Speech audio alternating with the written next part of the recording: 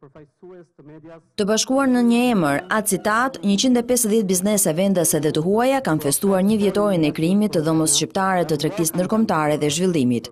Duke parë Shqipërinë si një partner të investimeve të huaja, u konceptua një vit më parë Acitat.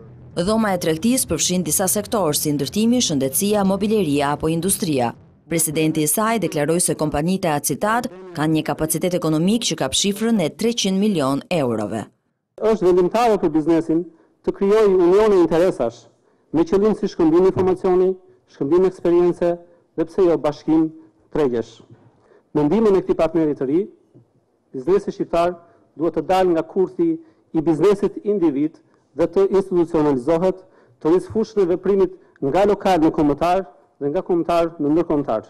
Sipas drejtuesve të Acitat, synimi i kësaj dhome tregtie është afrimi i investimeve të huaja në Shqipëri.